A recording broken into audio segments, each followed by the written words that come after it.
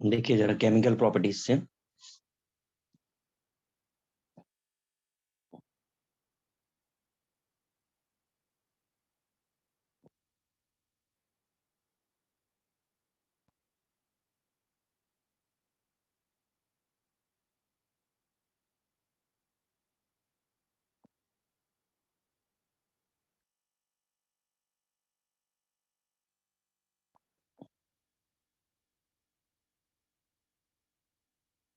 दिख रहा है आपको स्क्रीन?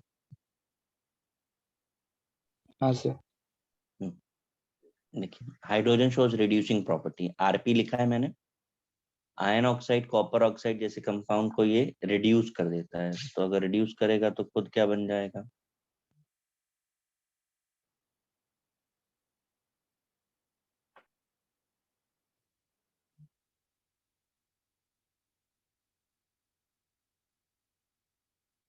ऐसे।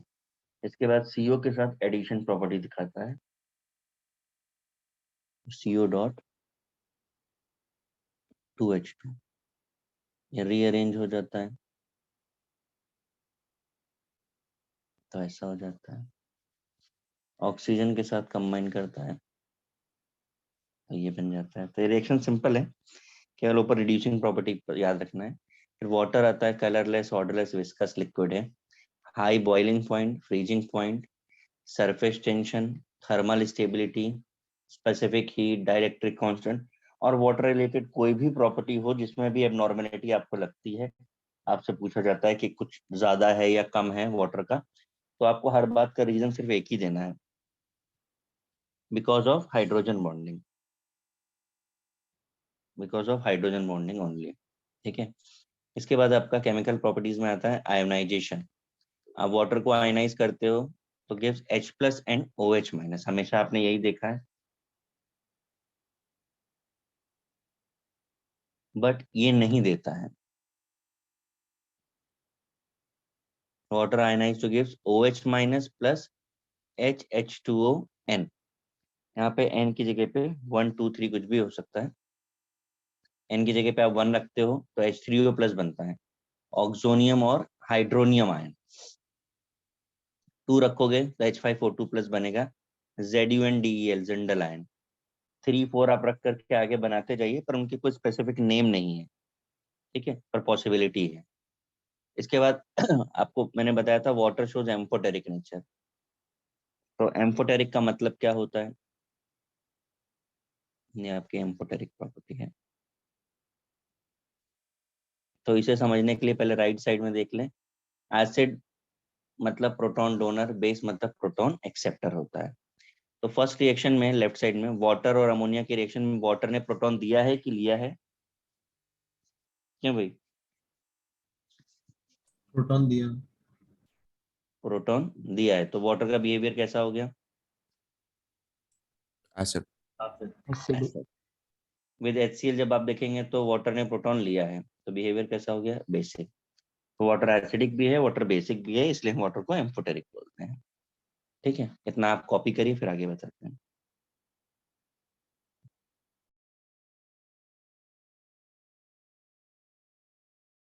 सर वो जो लास्ट में लिखा है वो केमिकल प्रॉपर्टीज में O2 के बाद वो हीट की हुआ है, वो नहीं समझा। भैया हाइड्रोजन ऑक्सीजन से वाटर ऐसे बनता होता तो फिर पानी का प्रॉब्लम कहाँ होता दुनिया में? बहुत हाई टेम्परेचर पे हीट करना पड़ता है, then it combine to form water. Okay sir.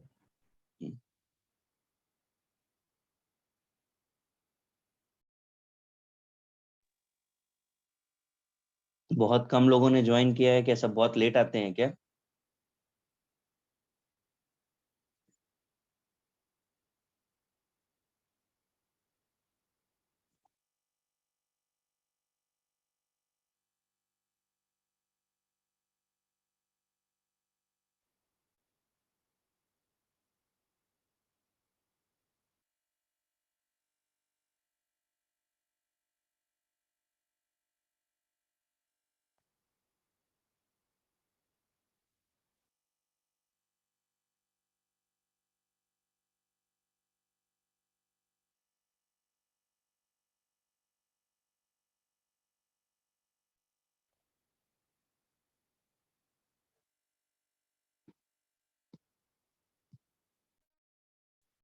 Sir वो केमिकल प्रॉपर्टीज में H2 के नीचे क्या लिखा है?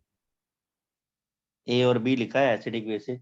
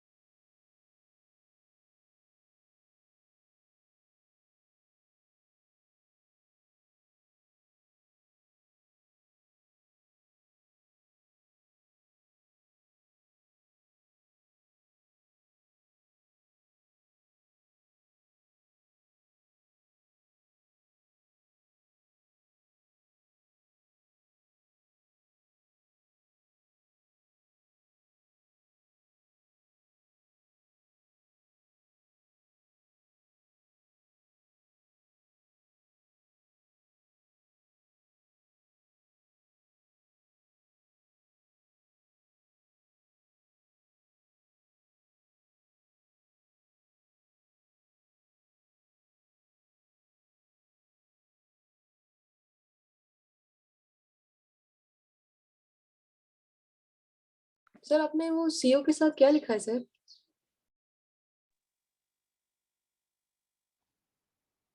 Cr2O3 प्लस ZnO हाँ सर, मतलब उनकी प्रेजेंस में होता है ये। कैटलिस्ट। हाँ हाँ, ओके सर, और सर वो डॉट क्यों डाला है? Addition product.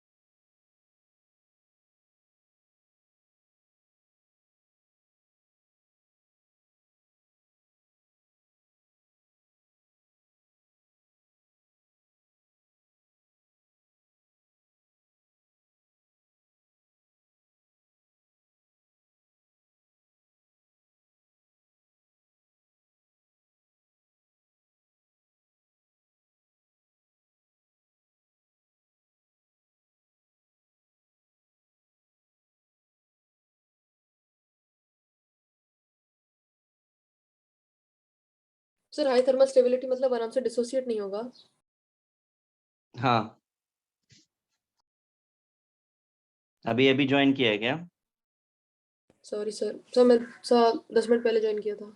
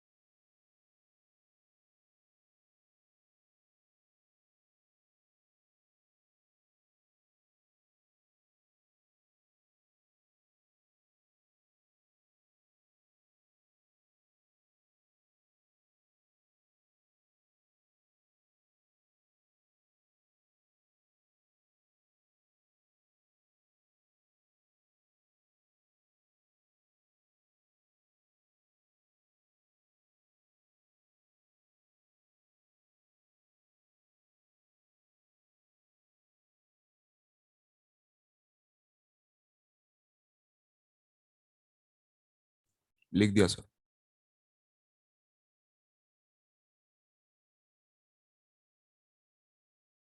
सबका हुआ? Yes sir. हाँ सर।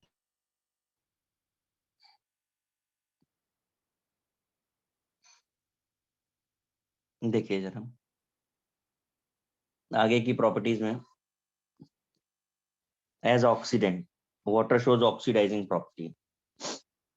सोडियम के साथ रिएक्शन किया, सोडियम 0 से +1 हो रहा है, तो ऑक्सीडेशन हुआ। इस ऑक्सीडेशन के लिए कौन रिस्पॉन्सिबल है? वाटर।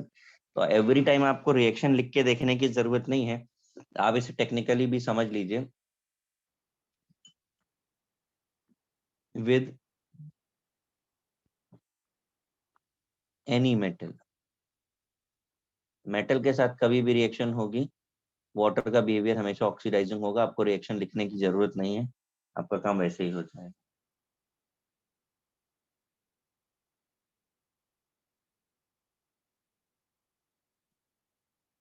समझा? हाँ सर। हाँ सर। एज रिडक्टेंट अगर हम देखें तो क्लोरीन 0 से -1 हो रहा है, इसके लिए वाटर रिस्पॉन्सिबल है, तो वाटर रिडक्टेंट हो गया। और ये भी रिएक्शन आपको लिख के देखने की जरूरत नहीं है, विद एनी नॉन मेटल।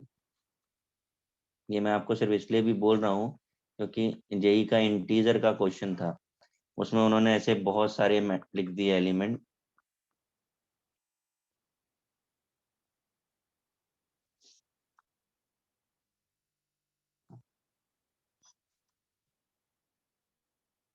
ऐसे, और आपसे पूछ दिया आइडेंटिफाई द एलिमेंट और molecule which can easily oxidise by water. तो अब आप सबकी रिएक्शन तो आपको नहीं आएगी, आप कर सकते हो सिंपली ये मेटल है तो मेटल के साथ ऑक्सीडाइजिंग होता है, ये नॉन मेटल है तो इनके साथ रिड्यूसिंग होता है। ऐसा कोई लॉजिक आप लगा करके सॉल्व कर सकते हैं, क्योंकि कुछ रिएक्शन तो आपको आती होंगी, पर आपको सारी रिएक्शन आती हो हर समय थोड़ा मुश्किल होता है।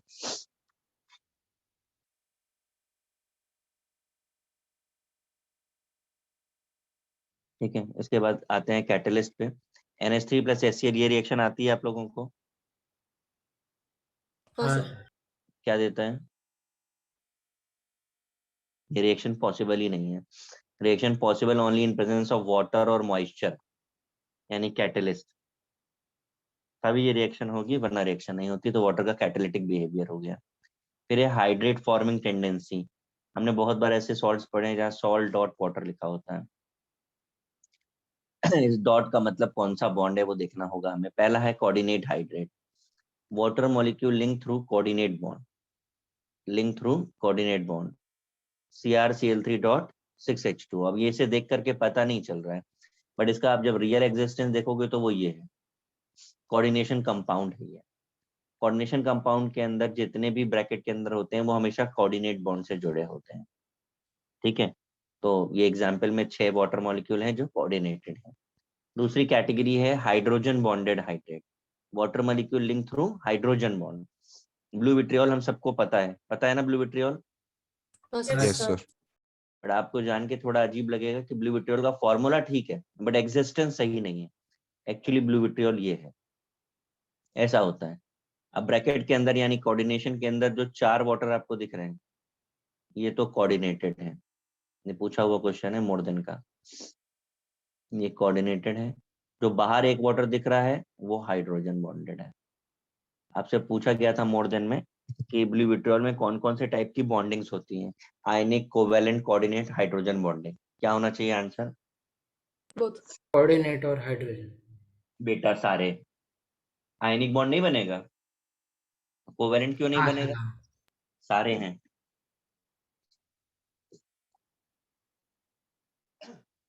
सर वाटर में ऐसा क्या होता है सर जो वो उनका रिएक्शन अलाउ करता है यहाँ पे NH3 और HCl का? तो वापस बोलो जरा। तो वाटर ऐसा क्या करता है कि वो उनका और रिएक्शन देखो अब ये सारे कोऑर्डिनेशन कंपाउंड्स हैं जिनकी प्रॉपर्टी के बारे में आपको कुछ नहीं पता है। ठीक है, वाटर के पास लोन पेयर होता है, क्रोमियम के पास d ऑर्बिटल होता है, वो उसके लोन पेयर को एक्सेप्ट करता है और कोऑर्डिनेट बॉन्ड बन जाता है। वो आप पढ़ोगे जब कोऑर्डिनेशन पढ़ोगे तो। सर मैं वो कैटलिस्ट वाले की बात कर रही हूँ, कहाँ वो पे? रिएक्शन के हाँ वाटर ऐसा जो समझा। Allow. Dry gases never react. Atmosphere में बहुत सारी गैसें हैं, क्या आपस में रिएक्शन होती है? नहीं सर। गैस रिएक्शन नहीं करती हैं, सोल्यूशन रिएक्शन करता है। आप खुद ही लॉजिक लगा के देखो, अमोनिया और HCl में एफिनिटी होगी क्यों? क्यों पास पास आएंगे वो, गैस है तो।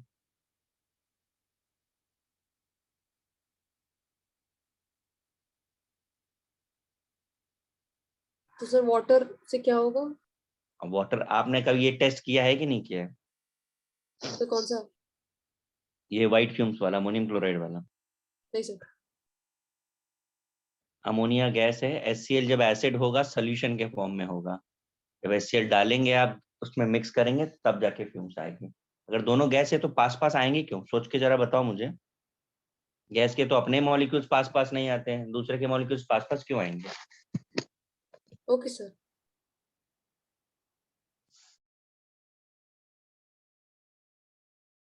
तो मतलब सर ये मॉइस्ट मतलब एक्वा सॉल्यूशन में रिएक्शन होगा? यस, मॉइस्ट का मतलब सोर्स ऑफ वाटर है वहां पर। वो चाहे एक्वस HCl लिखो या एक्वस अमोनिया एक्वस HCl लिखो, कुछ भी लिखो, पर एक्वस होना चाहिए।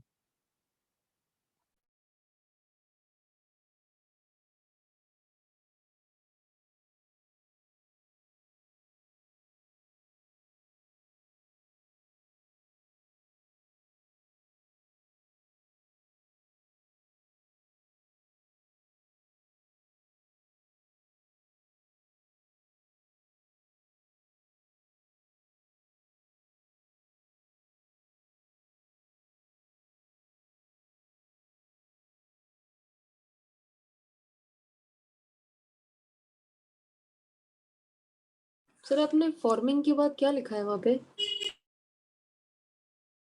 टेंडेंसी। Okay sir.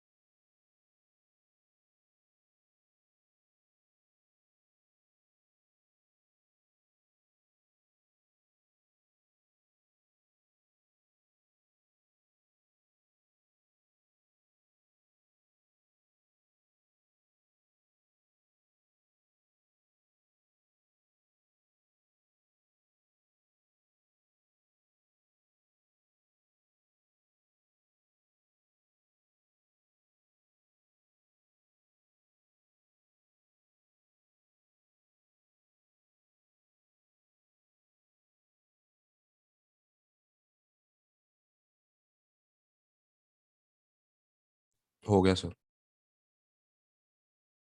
एक सेकंड सर, वो लास्ट में लिखा है।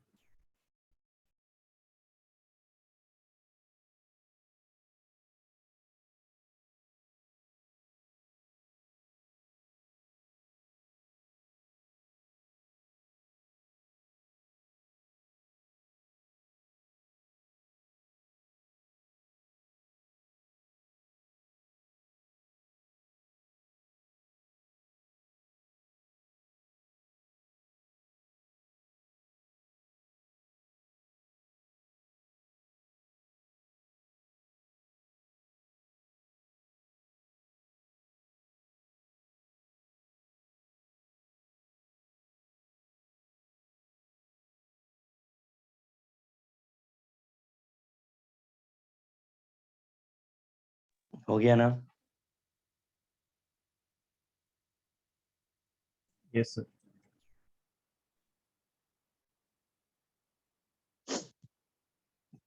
देखिए जरा, थर्ड कैटेगरी है इंटरस्टिशियल हाइड्रेट की।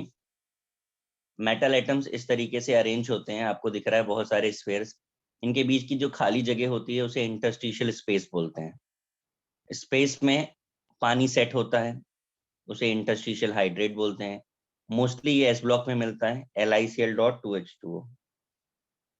इस हाइड्रेट को कॉपी करने के बाद आपको ये 7th पॉइंट दिख रहा है, मुझे नीचे करना होगा। ये सारी रिएक्शन कॉपी करिए, मैं आपको इनकी ट्रिक्स बताता हूँ कि कैसे की जाएंगी, क्योंकि वाटर की रिएक्शन पूरी केमिस्ट्री में अराउंड 500 होंगी। तो मैं आपको एक ट्रिक बताऊंगा, 99% वो ट्रिक से आपकी रिएक्शन सारी हो जाएंगी। फटाफट से इंटरस्टिशियल हाइड्रेट कॉपी करके इसे कॉपी करना स्टार्ट करिए। सर एक बार बताओगे इंटरस्टिशियल हाइड्रेट फिर से क्या है? देखिए आपके पास 4 स्फेयर है, ठीक है, इस तरीके से वो अरेंज्ड होते हैं। ये मेटल एटम्स हैं, इनके बीच में खाली स्पेस आएगा। हाँ सर। इस खाली स्पेस को ही इंटरस्टिशियल स्पेस बोलते हैं, ठीक है। Okay sir. इस जगह पे ये जो खाली जगह दिख रही है, अब ये जगह पे कुछ तो फिल होगा, पानी भर गया। तो अच्छा। सर आयनिक कंपाउंड्स की क्रिस्टल्स में होता है ये?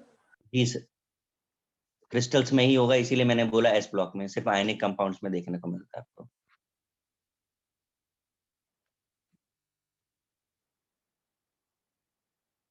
ये भी पूरा एक चैप्टर है सॉलिड स्टेट, वहां पे आपको क्रिस्टल्स के बारे में बताएंगे।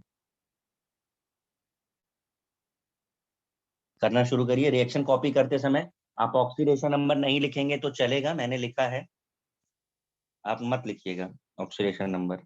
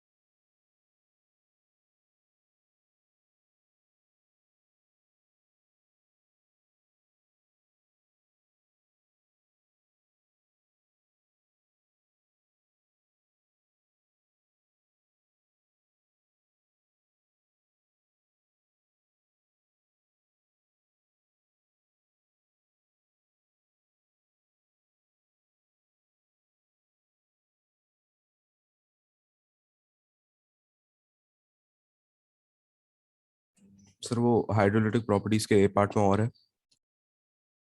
हाँ, और सबको कर लेने दो, मैं फिर करता हूँ थोड़ा।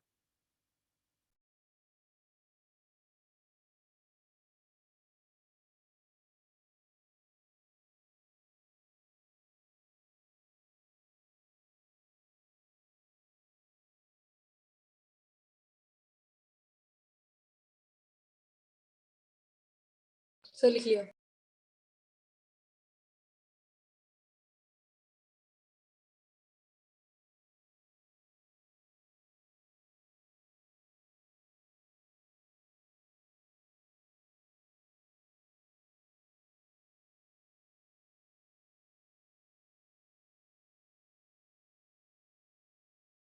करिए कॉपी।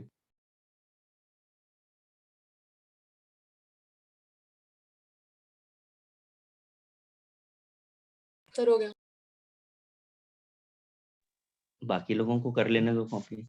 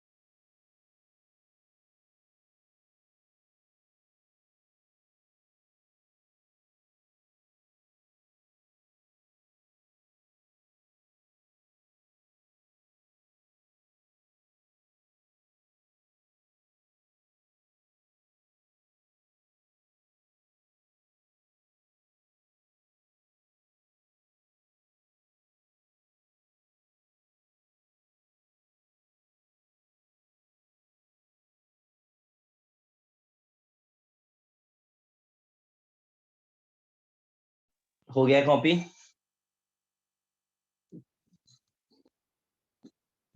क्यों भाई? हाँ यस। सर। जरा ध्यान से सुनिएगा, ठीक है? बाद में बाकी के काम कर लीजिएगा, सुन जरूर लीजिए एक बार।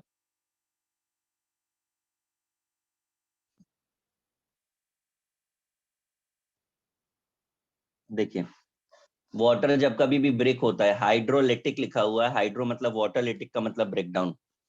Water breakdown two gives H+ and OH-। अब जो भी कंपाउंड से आपको रिएक्शन कराना है उसके ऊपर उसका ऑक्सीडेशन नंबर लिखिए। P पे+3 Cl पे -1। Opposite charge always attract. तो H+ जो है वो Cl के पास जाएगा कि P के पास जाएगा? सी है। Cl, तो क्या बन जाएगा? HCl। P के पास क्या जाएगा? OH। कितने OH जाएंगे P के पास? 3। 3। तो आप इसे ऐसे भी लिख सकते हो और ऐसे भी लिख सकते हो।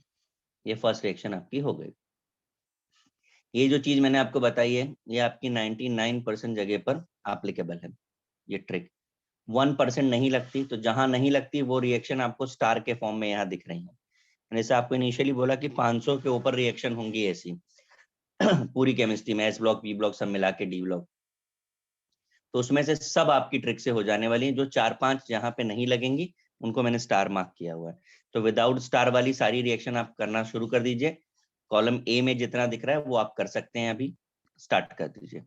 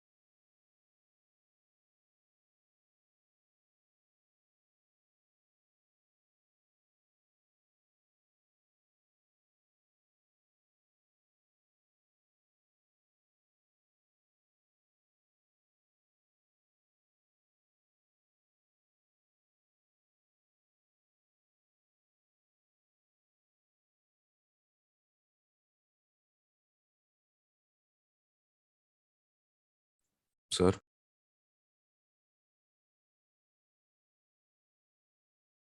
बोलिए। सर वो Mg2C3 होगा कि सिर्फ Mg2C होगा? नहीं, Mg2C3 है। Okay sir. सर जो CSC2 वाला है। आप कर लीजिए, फिर मैं डिस्कस करूंगा। Okay sir.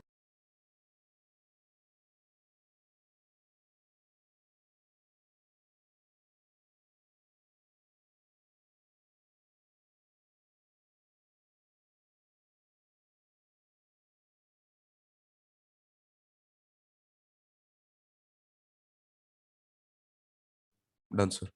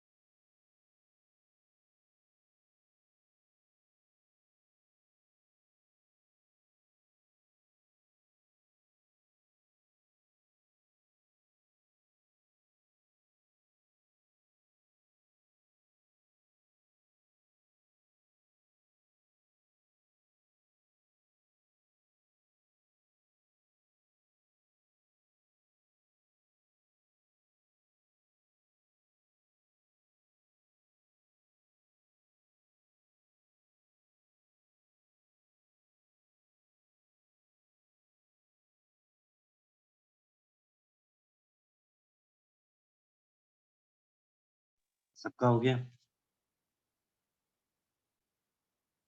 क्यों भाई? Yes sir. ये देखिए, PCl3, BCl3, AlCl3, SiCl4, ये चारों तो एकदम सिमिलर हैं। फिर जब जहां पे कार्बाइड शुरू हो रहे हैं, कार्बन शुरू हो रहे हैं, वहां पर देखते हैं एल्युमिनियम पे +3 चार्ज है और कार्बन पे -4। तो एक कार्बन पे -4 है, 4 कार्बन के लिए तो हमने उतने ही हाइड्रोजन जोड़ देना है, बाकी बैलेंसिंग है, तो CH4 हो गया। और कैल्शियम हाइड्रोक्साइड CaC2 है, कैल्शियम पे +2 चार्ज है और C2 पे -2 चार्ज है। -2 था तो 2 हाइड्रोजन लगे, C2H2 बन गया। बेरिलियम कार्बाइड में बेरिलियम पे +2 है, कार्बन पे -4 हो गया, 4 हाइड्रोजन मिले, CH4 हो गया। मैग्नीशियम का ये कंपाउंड जिसके फॉर्मूले पर भी आपको डाउट हो रहा था, वो होना जेन्युइन है, क्योंकि ये कार्बाइड स्पेशल होते हैं। एस ब्लॉक में हम आपको बताएंगे स्पेशल कैटेगरी ऑफ कार्बाइड्स की, ठीक है। तो C3 कार्बन -4 चार्ज था तो C3H4 बन गया मैग्नीशियम हाइड्रोक्साइड। फिर नाइट्राइड्स में Mg पे +2 N पे -3 NH3 बन गया मैग्नीशियम हाइड्रोक्साइड। ALN में भी नाइट्रोजन -3 एल्यूमिनियम +3 अमोनिया बन गया। ये तो वो रिएक्शन थी जो ट्रेंड है। अब इसके बाद की रिएक्शन जो आपको नहीं आएंगी, स्टार वाली हैं, वो देख लीजिए। CaCN2 ये कार्बोनेट देता है along with अमोनिया। PCl5 को आप प्रेडिक्ट भी कर सकते हैं ऑप्शन देख करके। फॉस्फोरस पे +5 चार्ज है तो +5 वाला एसिड देगा और HCl देगा। इसी तरह एंटीमनी और बिस्मथ, ये दो पूरी केमिस्ट्री के ऐसे कंपाउंड हैं जो पार्शियली हाइड्रोलाइज होते हैं और ऑक्सीक्लोराइड बनाते हैं हमेशा, SbOCl BiOCl। पूरी केमिस्ट्री में ये यूनिकनेस जो है सिर्फ और सिर्फ एंटीमनी और बिस्मथ के पास है।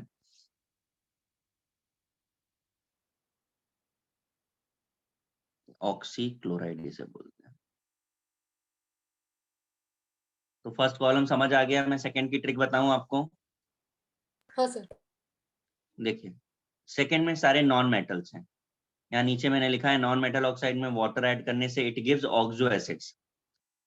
ऑक्सो एसिड तो सल्फर पे +6 है। +6 वाला एसिड कौन सा होता है सल्फर का? H2SO4। आपको चाहिए तो आप कैलकुलेट करके वेरीफाई भी कर लो। SO2 +4 होता है तो +4 वाला एसिड चाहिए। N2O5 में नाइट्रोजन +5 है तो 5 वाला एसिड चाहिए।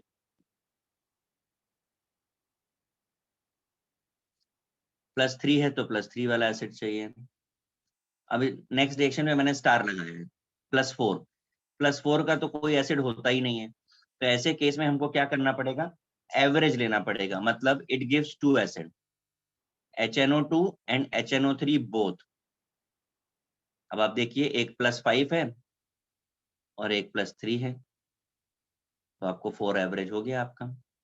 ये हो गया नॉन मेटल्स के साथ। मेटल्स के साथ इट गिव्स हाइड्रोक्साइड। मतलब कैल्शियम ऑक्साइड वाटर डालोगे तो कैल्शियम का हाइड्रोक्साइड, सोडियम में डालोगे तो सोडियम का हाइड्रोक्साइड, बेरियम में डालोगे तो बेरियम का हाइड्रोक्साइड हो गया। अब इन सारी रिएक्शन में एक और भी बड़ा अच्छा फेवर हमको मिल जाता है कि वाटर की किसी भी रिएक्शन में ऑक्सीडेशन नंबर कभी चेंज नहीं होता, no change in oxidation number. तो आप ऑप्शन देख करके भी वेरीफाई कर लो भाई हमारा ऑक्सीडेशन नंबर मैच कर रहा है कि नहीं कर रहा है। अगर कर रहा है तो रिएक्शन हमारी करेक्ट है। सर ये no change in oxidation number वाला समझा नहीं। आपने जितने भी रिएक्शंस में प्रोडक्ट्स बनाए हैं उन सब में आप क्रॉस चेक कर सकते हो ऑक्सीडेशन नंबर से कि oxidation number of reactant should equal to product. आप किसी पे भी देखिए वेरीफाई करके, चाहे वो ऑक्साइड हो, मेटल का, नॉन मेटल का, या कोई कंपाउंड हो। Okay sir. आप, हाँ, आपने ऑक्सीडेशन नंबर के बेसिस पे ही तो बनाया ना सारे प्रोडक्ट्स, तो oxidation number yes. Never change. तो उसमें क्या है कि मान लो हमें कोई रिएक्शन याद नहीं भी आ रही है तो ऑप्शन में आप प्रोडक्ट देखते हो और देखते हो सेम ऑक्सीडेशन नंबर वाला है तो पॉसिबल है। सर जो ए टेबल है उसमें सारे कंपाउंड आते हैं सिवाय नॉन मेटल ऑक्साइड्स के, मेटल ऑक्साइड्स के, राइट? वापस बोलो। हाँ हाँ हाँ। Okay sir.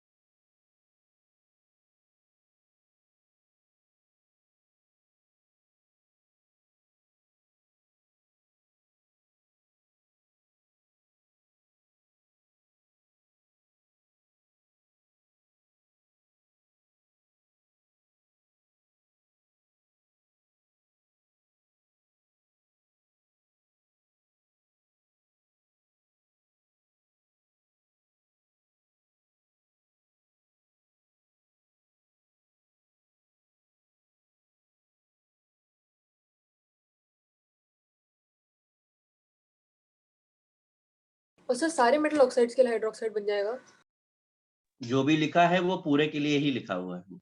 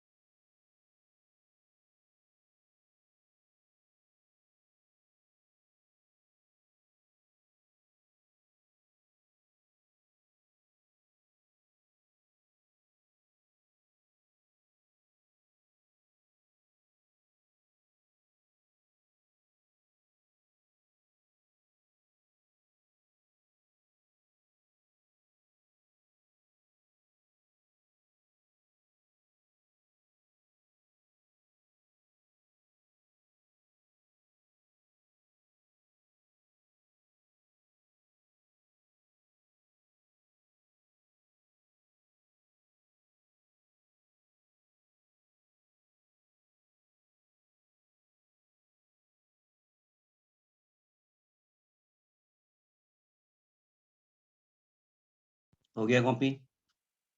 हाँ सर। एक सेकंड सर। देखिए जरा, testing of water, copper sulphate और कोबाल्ट क्लोराइड, ये कलरलेस कंपाउंड है। इन पे जब हम वाटर डालते हैं, कॉपर सल्फेट पे वाटर डालते हैं तो it turns to blue, confirm हो जाता है। Cobalt chloride turns to pink, confirm हो जाता है कि ये वाटर है। After that classification of water, soft water, hard water, the water which gives foam with soap, soap के साथ जो फोम दे रहा है that is called soft water. नहीं दे रहा है तो हार्ड वाटर।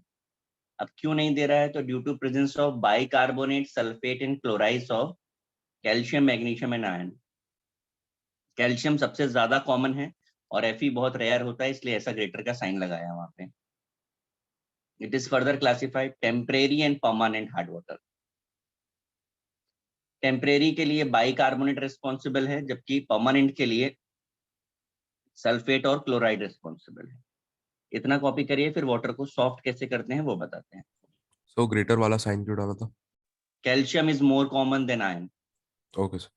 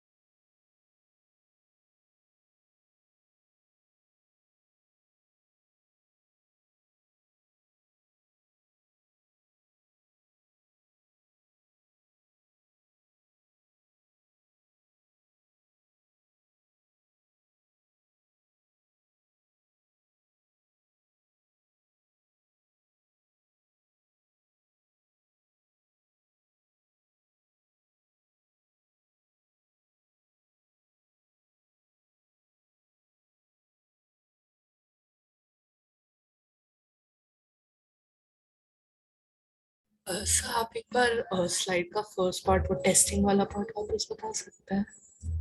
कॉपर सल्फेट और कोबाल्ट क्लोराइड कलरलेस होते हैं, पानी ऐड करने पे वो कलर देते हैं। That is the way of identification.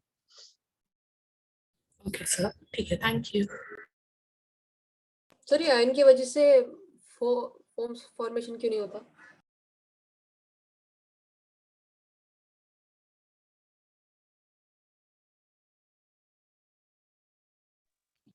क्या नहीं होगा? सर ये आयंस जो है वो फोम फॉर्मेशन को कैसे रेजिस्ट करते हैं?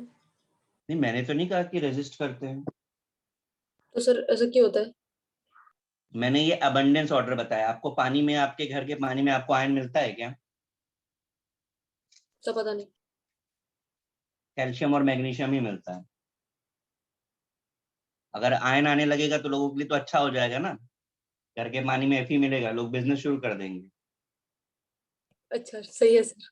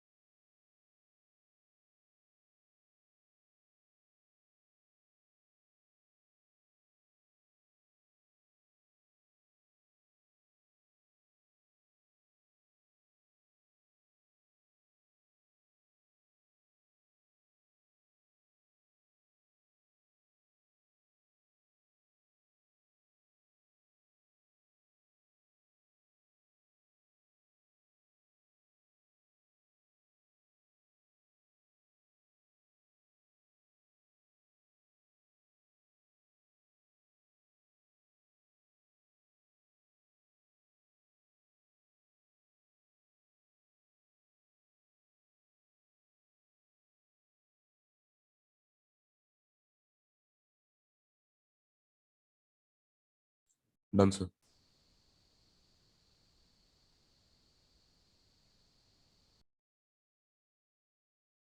सबका हो गया?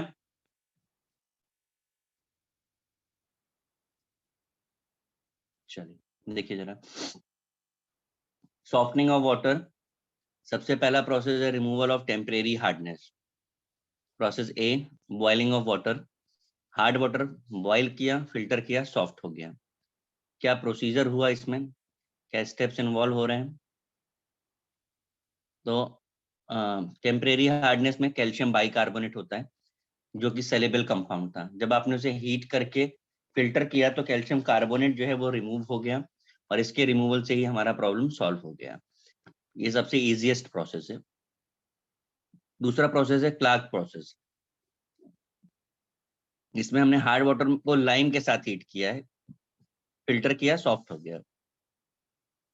कैल्शियम बाइकार्बोनेट था, आपने लाइम डाला पानी में तो वो हाइड्रोक्साइड हो गया, रिएक्शन किया, कैल्शियम कार्बोनेट बना, इनसॉल्युबल है, फिल्टर कर दिया, प्रॉब्लम सॉल्व। ए और बी में बेस्ट कौन सा है?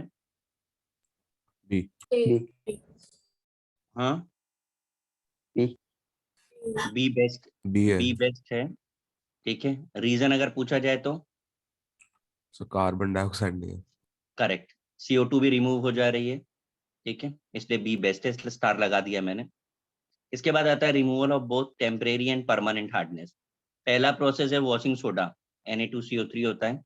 जब आप इसे परमानेंट हार्ड वाटर, जिस कैल्शियम क्लोराइड सपोज कर लिया रिस्पॉन्सिबल है, आपने इसको बॉयल किया तो आप देखो एक इनसेल्युबल कंपाउंड बन जा रहा है, CaCO3, फिल्टर कर दीजिए, प्रॉब्लम सॉल्व हो गई। दूसरा प्रोसेस है कैल्गोन प्रोसेस, जिसे हम ग्राहम सॉल्ट भी बोलते हैं। Na PO36 होता है फॉर्मूला, एक्चुअल एग्जिस्टेंस ये रहा Na2Na4PO36। आपने बॉयल किया, चारों सोडियम रिप्लेस बाय कैल्शियम हो गए और ये बन गया आपको। बाय दिस वे आपने जो कैल्शियम आपके लिए प्रॉब्लम था वो हमने कलेक्ट कर लिया, कैप्चर कर लिया। कैप्चर बोलने का मतलब ये है कि इस कंपाउंड के साथ कंबाइन कर लिया जो अब फ्री नहीं होगा, तो कैप्चरिंग ऑफ कैटायन कर लिया, दिस इज कॉल्ड सीक्वेस्ट्रेशन। ये टर्म यूज करते हैं इसके लिए। करिए कॉपी। सर आप जस्ट एक सेकंड के लिए थोड़ा सा ऊपर जाएंगे क्या? मेरा एक पार्ट मिस हो गया ऊपर वाले साइड। बेटा आप ना जब भी मैं पूछा करूं तो अगर जवाब नहीं दोगे तो नेक्स्ट टाइम से मैं बिल्कुल ऊपर नीचे कहीं नहीं जाऊंगा। ठीक है, बिकॉज मोस्ट ऑफ द लोग कैसे हैं ना, जिनको बोलने में भी पता नहीं क्या प्रॉब्लम होती है, हाँ और ना बोलने में भी प्रॉब्लम हो रही है। श्योर सर, हो गया, थैंक यू।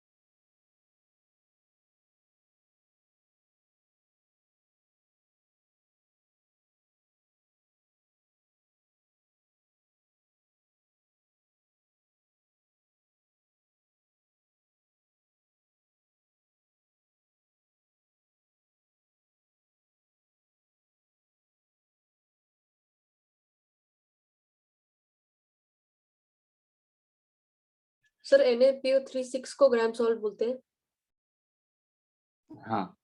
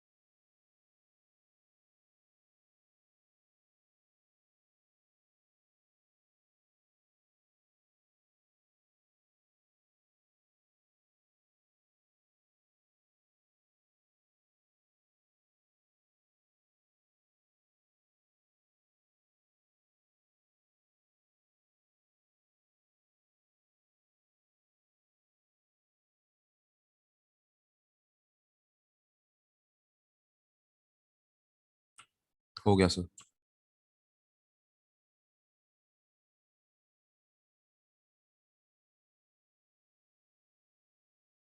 एक सेकंड कर रहा हूँ।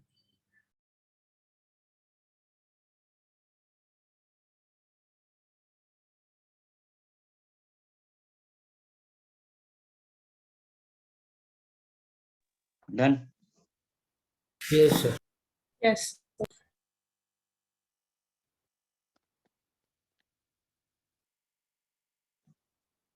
देखिए जरा, नेक्स्ट प्रोसेस है आयन एक्सचेंज प्रोसेस।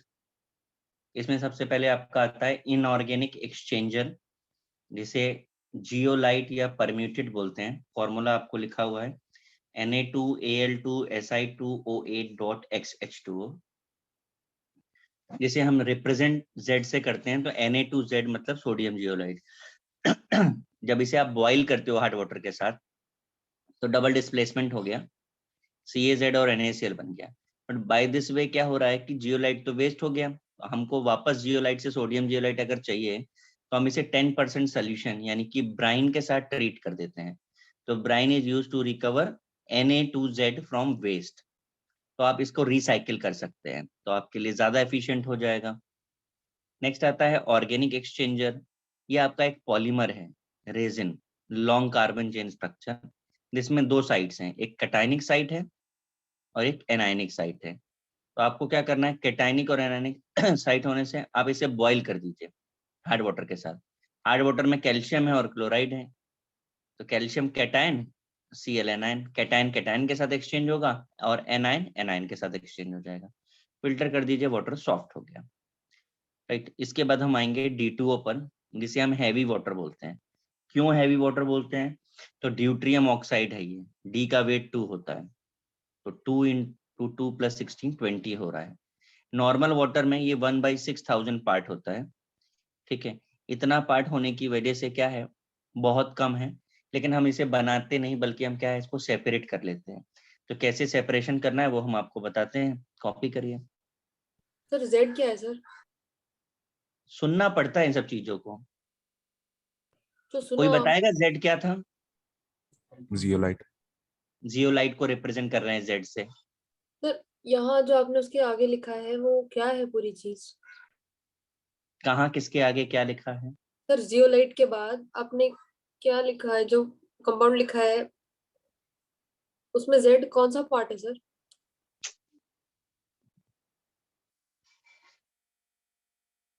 दिखा?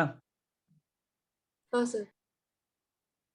और आप जरूरी नहीं है जेड लिखिए, आप ए लिख दीजिए, बी लिख दीजिए, सी लिख दीजिए।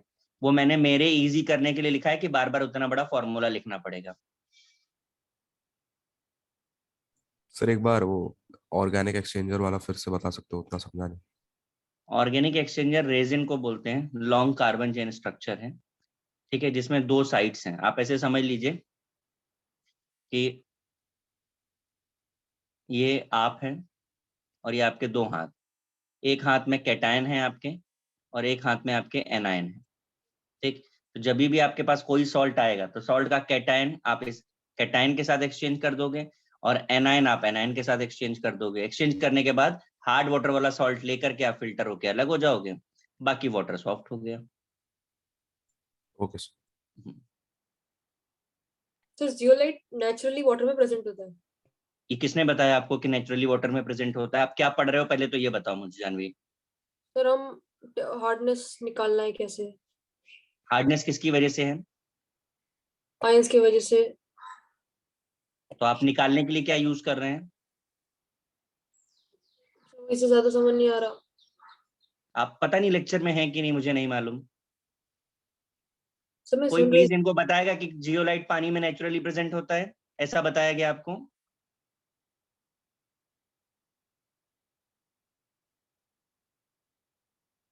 क्यों भाई?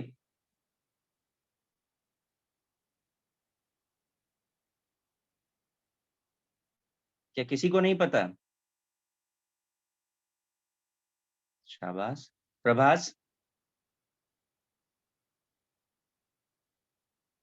प्रभास, नो रिप्लाई मतलब आउट फ्रॉम लेक्चर।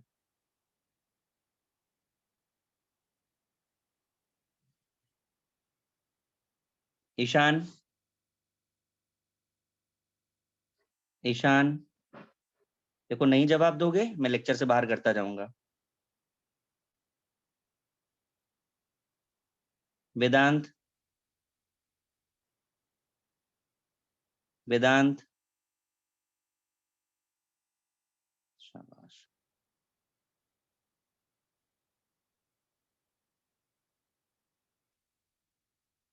पर्व, पर्व, सही है। थोड़ा लोड कम होगा लेक्चर में।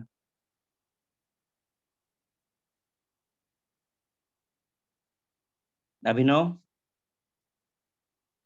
हाँ सर। बताएंगे मुझे जियोलाइट वाटर में नेचुरली प्रेजेंट होता है? नहीं सर। क्या काम होता है जियोलाइट का? सर वो CaCl2 को निकालने के लिए। हाँ, तो आप उसे ऐड करते हैं। हाँ जानवी जी अब आप बताइए आप क्या पूछ रहे हैं? समझ गया सर। देखो अगर नहीं सुनोगे ना, प्रेजेंस ऑफ माइंड नहीं होगा तो सिर्फ नोटबुक भरेगी और कुछ होगा नहीं। करिए कॉपी।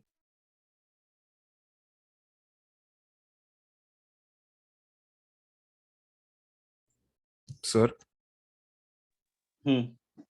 सर वो जो आपने कैटायनिक और आयनिक में एनायनिक इब्राहिम में। एक मिनट, इब्राहिम एक मिनट, जब मैं पूछ रहा था तो आपने जवाब दिया था क्या? सर एक्चुअली मैं क्वेश्चन सुन नहीं पाया था सर, इसलिए मुझे डाउट हो रहा था। इब्राहिम अगर मैं भी आपकी बात ना सुन पाऊं तो? Sorry sir. नहीं, दिस इज नॉट अलाउड। मैंने 5 लोगों को निकाल दिया है और नेक्स्ट टाइम से मैं यही करने वाला हूँ। अगर आप मेरी बात का जवाब नहीं देंगे तो डोंट एक्सपेक्ट कि मुझे भी रिप्लाई करना चाहिए आपको। बोलिए। सर वो कैटायनिक और एनायनिक के ब्रैकेट्स में जो लिखा है सर, वो लाइक रेजिन के साथ रहते हैं क्या वो? हाँ, रेजिन में कुछ तो होना चाहिए ना, एक्सचेंज किसके साथ करोगे आप? ओके सर, ठीक।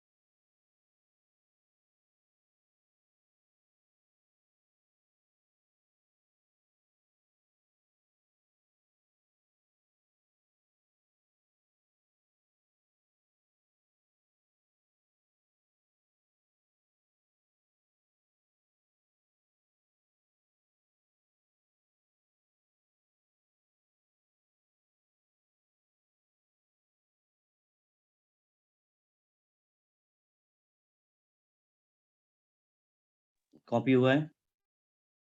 नहीं sir.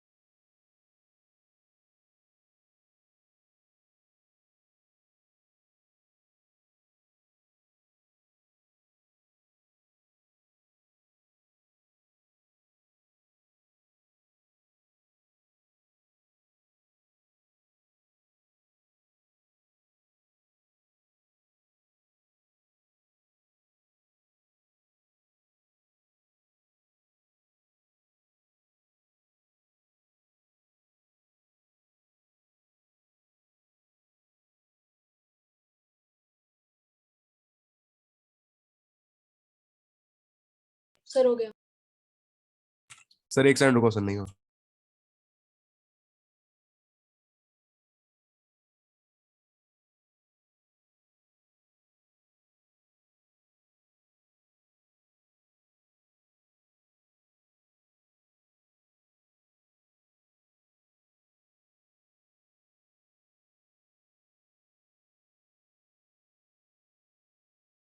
Done sir.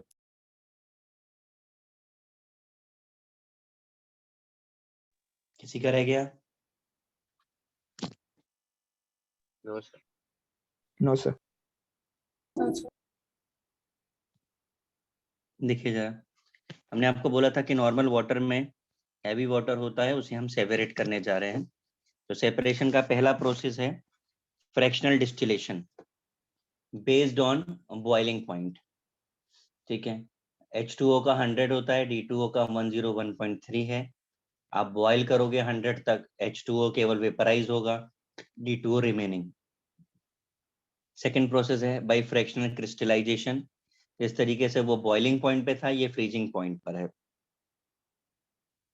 H2O 0 degree Celsius पे फ्रीज होता है, D2O 3.81 पे। आप एक को फ्रीज करोगे, दूसरा बच जाने वाला है। फिजिकल प्रॉपर्टीज में कलरलेस, ऑर्डरलेस, विस्कस लिक्विड है।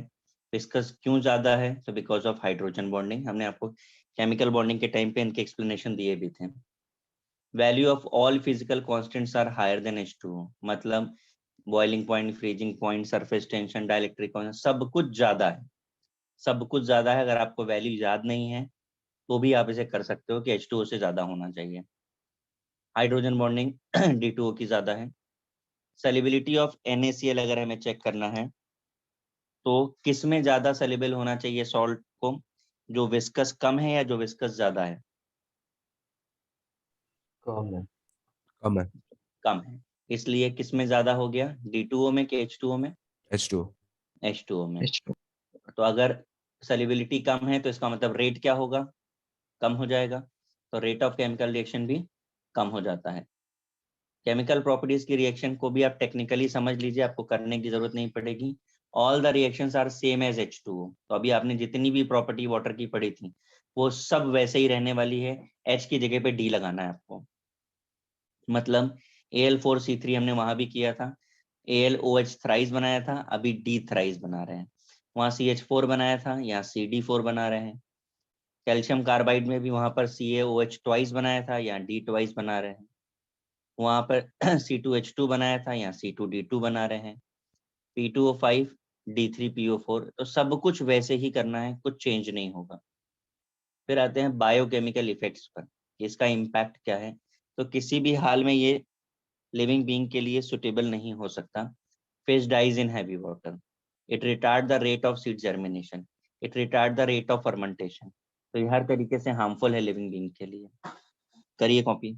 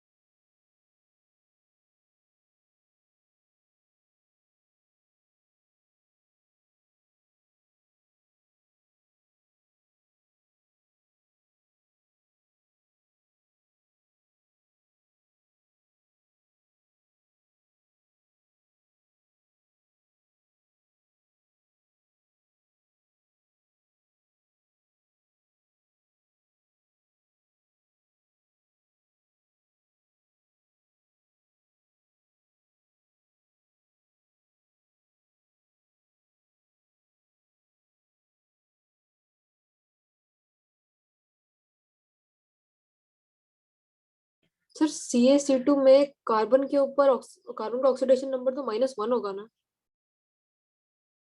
क्या चीज? तो CaC2 में कार्बन का ऑक्सीडेशन नंबर -1 होगा ना? बिल्कुल सही है। फिर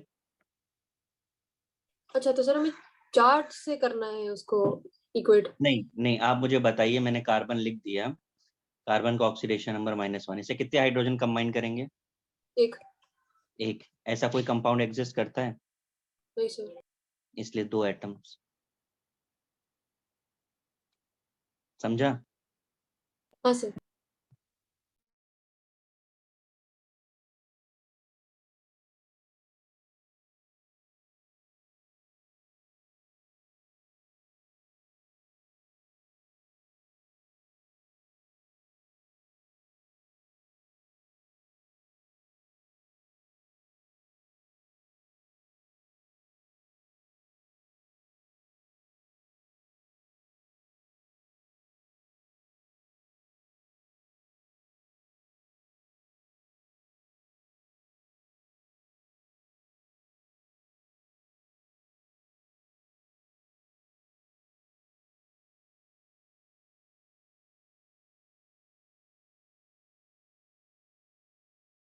सर हो गया।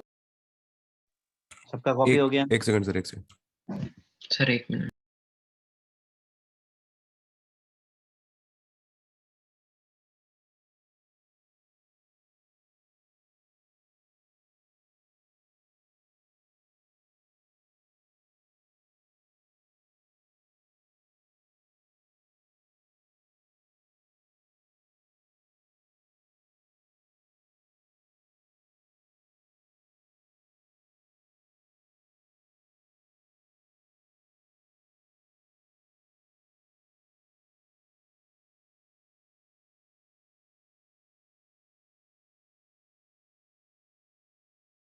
Done sir.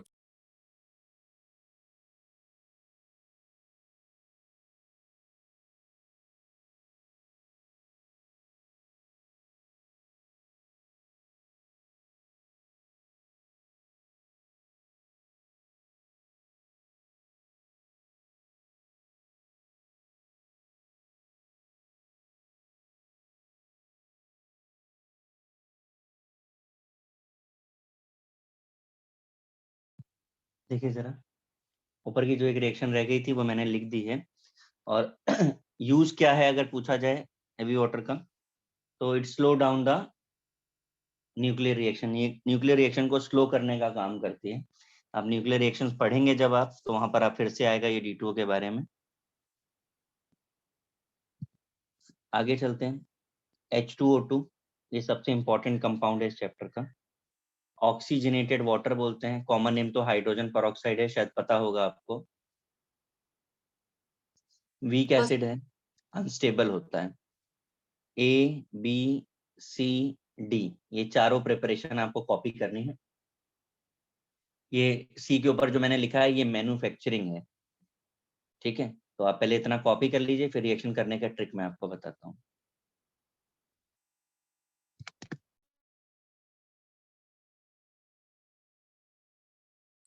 Sir I think वो पेरोक्साइड लिंकेज वाला पार्ट मिस हुआ। क्या मिस हो गया? सर वो पेरोक्साइड लिंकेज कुछ तो लिखा है ना। नहीं नहीं, मिस नहीं हुआ, मैंने वो छोड़ा है आपके लिए कि आप कॉपी करो तो उसका एप्लीकेशन बताऊंगा। Okay sir.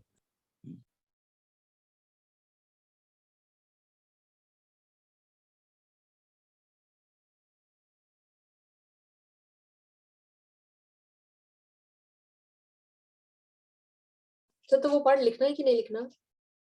सब कॉपी करिए। तो सर H2O डाइल्यूट एसिड में H2O2 देता है।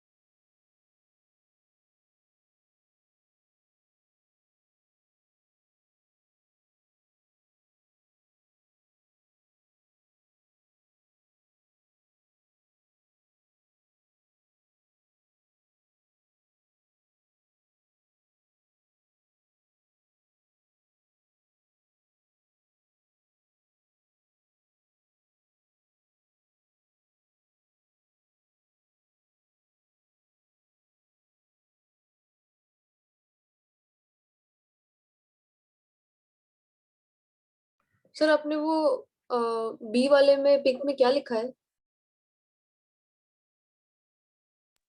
Merc MERC okay sir.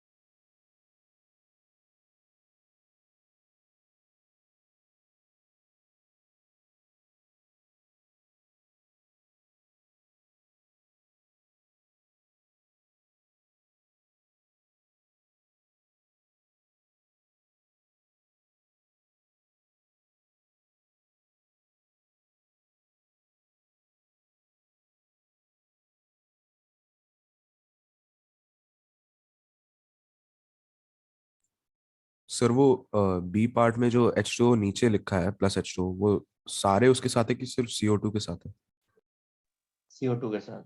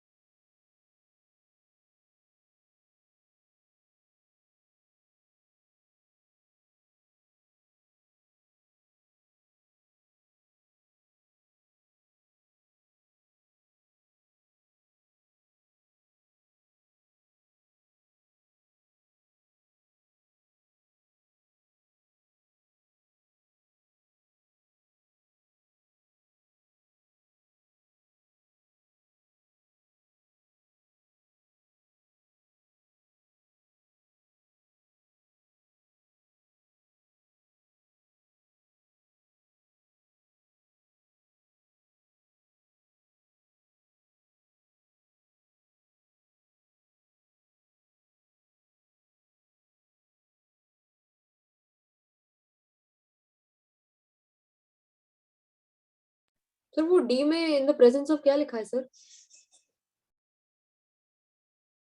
H2H2O8। Okay sir.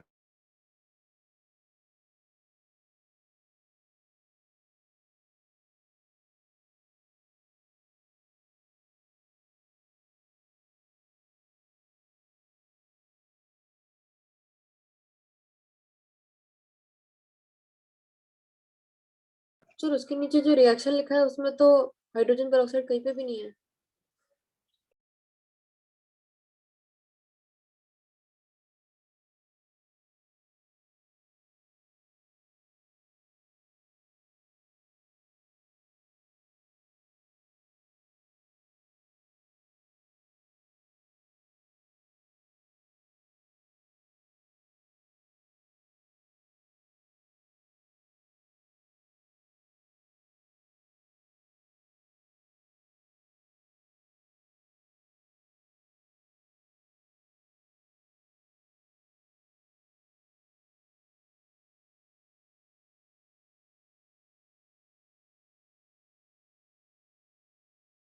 सबका कॉपी हुआ? हाँ सर। हो यस चुका है ना सर। सबका? यस। ठीक है, देखिए यहाँ पे रेड से जो मैंने लिखा है compound with peroxide linkage H2 और डाइल्यूट एसिड के जो H2O2, ये एक ट्रिक है। किसी भी कंपाउंड में अगर पेरोक्साइड लिंकेज है, हम उसमें वाटर या एसिड डालेंगे तो ऑलवेज गिव्स H2O2, ये रूल है। ठीक, इसे किस तरीके से अप्लाई करना है अब आते हैं यहाँ पर। पहला है फ्रॉम Na2O2, तो ये Na2O2 सोडियम पेरोक्साइड है। ठीक, हमने एसिड डाला तो हमें एक प्रोडक्ट तो पता चल गया कि क्या बनना चाहिए। अब जो बच रहा है वो by product sodium sulphate, sodium phosphate, ये हमारी फर्स्ट रिएक्शन हो गई। इसी तरह दूसरे पे आइए। सर आप कुछ लिख रहे हो क्या? हाँ, H2O2 बनना चाहिए बाय द रूल, बाकी जो बच रहा है उसकी रिएक्शन करा दी। सेकेंड प्रोसेस में आइए, H2O2 तो बनेगा क्योंकि पेरोक्साइड है। बच रहा है बेरियम, इधर SO4, तो क्या बनेगा दूसरे में? Barium phosphate. तीसरे में CO2 आएगा तो कार्बोनेट। 1 और 2 A और B प्रोसेस में किसी को कोई प्रॉब्लम है? No sir. No sir. Janvi ji अभी देख लीजिए। चलिए C पर आते हैं। मैन्युफैक्चरिंग है, A और B हमारा लैब प्रिपरेशन की कैटेगरी में आता है, C और D हमारा मैन्युफैक्चरिंग की कैटेगरी में, यानी large scale production by auto oxidation of 2 ethyl anthraquinol. ठीक है, ये मैंने कंपाउंड बनाया है, एंथ्राक्विनोल है ये हमारा।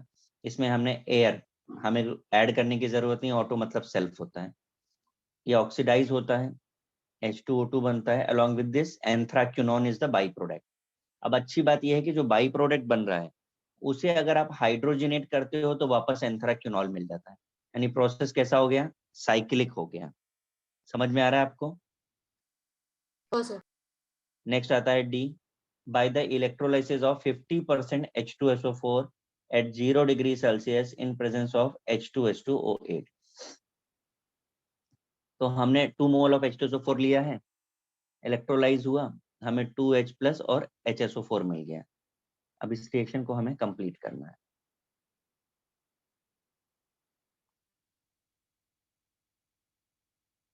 To H plus become H2 and this HSO4 become H2S2O8, ये बन जाता है। अब ये H2S2O8 को अगर हम हाइड्रोलाइज करते हैं, हमने आपको रूल्स ऊपर बताए कि किसी में भी अगर पेरोक्साइड है, पानी या डाइल्यूट एसिड डालोगे तो ऑलवेज गिव्स H2O2, तो it gives H2O2 with H2SO4। तो आप रिएक्शन जहां से स्टार्ट करते हो बाई प्रोडक्ट में वही आ जाता है, यानी फिर से साइक्लिक हो गया। यहाँ पर जिस तरीके से हम H2S2O8 का इस्तेमाल कर रहे हैं उसी तरीके से हम अमोनियम कंपाउंड का भी इस्तेमाल कर सकते थे, तो दोनों ही हमको H2O2 दे देते हैं। अब C और D दोनों मैन्युफैक्चरिंग है, बट अगर C और D में ये पूछा जाए कि C और D में से बेस्ट कौन सा है, तो सबसे अच्छा प्रोसेस D है। Reason, electrolysis always gives purest product, तो सबसे ज्यादा सुटेबल प्रोडक्ट हमको D में मिल रहा है। कंप्लीट करिए रिएक्शन। सर डी पार्ट में 2HSO4 जब बना उसके बाद आपने उसका रिएक्शन H2S2O8 से कराया ना? नहीं भैया, 2HSO4 डाइमर बनाओ उसको जरा, 2HSO4 का वो कंबाइन करो आपस में, 2 मोल्स ऑफ HSO4 है ना ये, हाँ हाँ सर। ओ कंबाइन अच्छा, हाँ ठीक है सर। करो कंबाइन। सर NH4 2H2O8 से कैसे करवाते हैं?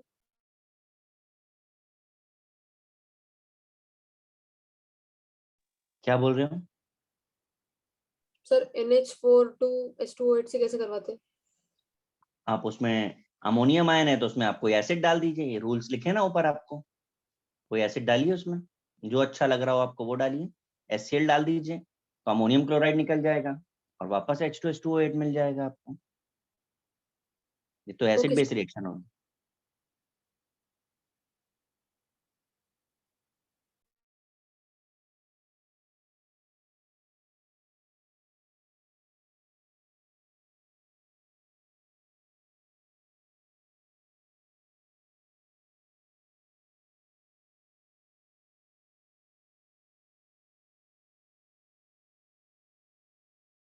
सर एक बार वापस बता सकते हैं?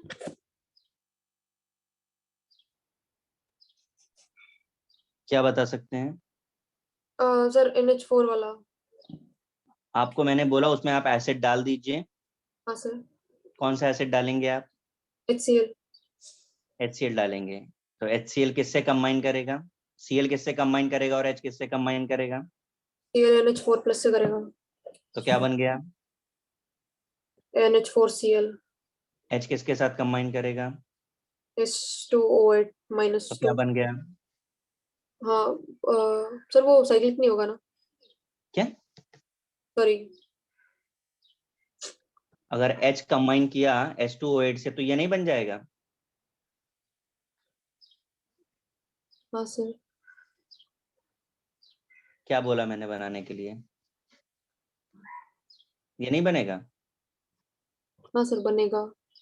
तो बस रिएक्शन फिर से वहीं आ गई।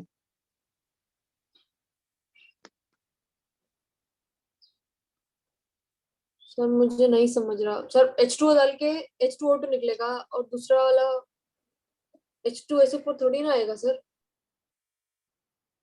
मैंने ये कहा कि H2SO4 का प्रिपरेशन कर रहे हैं कि H2O2 का प्रिपरेशन कर रहे हैं आप? आप किस चीज का प्रिपरेशन कर रहे हैं? H2O2। तो आपको H2O2 बनाना है कि H2SO4 बनाना है? मैं H2। रिएक्शन लिख रहा हूँ, आपको ये समझ आ रहा है? हाँ सर। अब इस H2H2O8 में अगर पानी डालेंगे तो क्या मिलेगा आपको? H2O2। और अरे मैडम नीचे लिखा है, प्लीज पढ़ दो। नीचे लिखा है मैंने, ये लिखा हुआ है, पढ़ के बता दीजिए प्लीज। H2SO4। हुआ कि नहीं हुआ? हाँ सर। पता नहीं, आई डोंट नो। तुम्हारा हाँ और ना मुझे समझता नहीं है। आप हमेशा हाँ बोलते हो, फिर अभी मैं पूछूंगा तो ब्लैंक हो जाओगे फिर से।